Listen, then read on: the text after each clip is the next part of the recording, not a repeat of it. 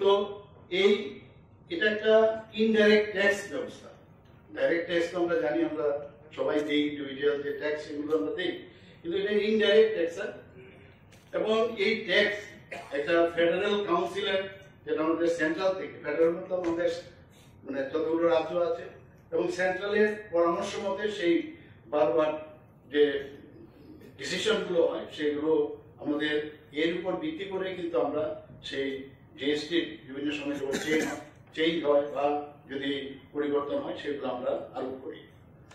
এবং এতে করে এই পরোক্ষ কর একটা আমব্রেলার নিচে কিন্তু চলে এসেছে।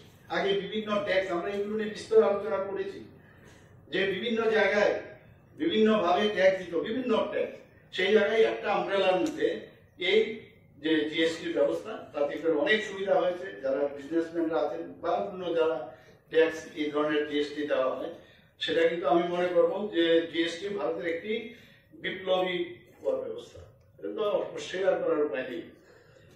এবং এতে করে আমাদের জনগণেরই ইনডাইরেক্টলি হোক ডাইরেক্টলি হোক আলটিমেটলি তাদেরই উপকারে সেটা আসে। এবং আমাদের সরকারের অর্থের প্রয়োজন, আসবে কোথা থেকে অর্থ? যদি ট্যাক্স না দেয়, আমরা অনেক সময় বলি অনেক জায়গায় যে এই রাস্তা ঠিক নেই। কেন রাস্তা ঠিক নেই?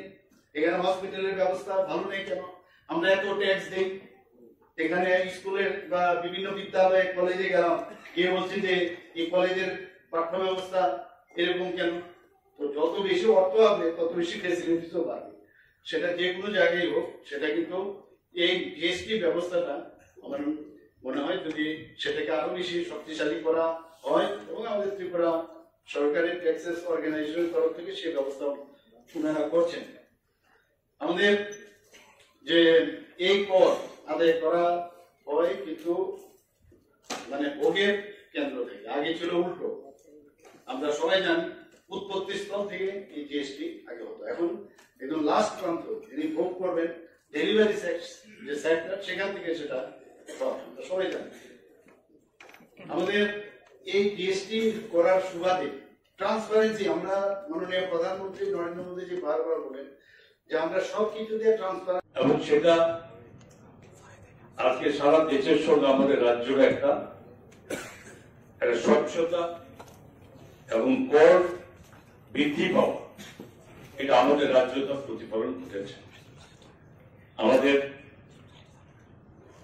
অডিও বিষয়ে আপনারা দেখেছেন যে শুরু হয়েছে 1976 সালের 1 জুলাই, আজকে 2024-25 একদম শেষ পর্যায়ে আমরা পৌঁছেছি। এবং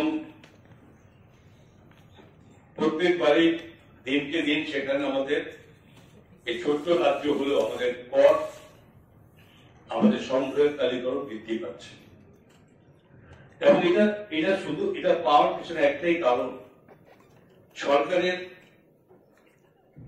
একটা পদ্ধতি এবং প্রচেষ্টা।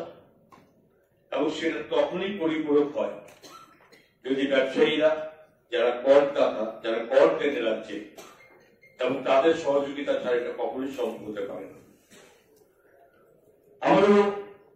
আমাদের একটা ব্যবস্থাপনা আমরা দেখেছি যে সরকার আর করদাতাগণের মধ্যে একটা দূরত্ব থাকা, সেটা কোনো কাজের কথা হতে পারে না।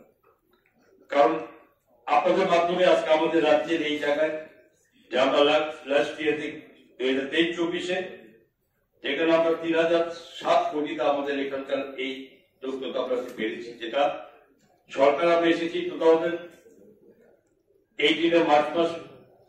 এর আগে যদি দেখা যায় সেখানে মাত্র 1323 কোটি টাকা আজকে আমাদের এখানে পৌঁছতে পেরেছি।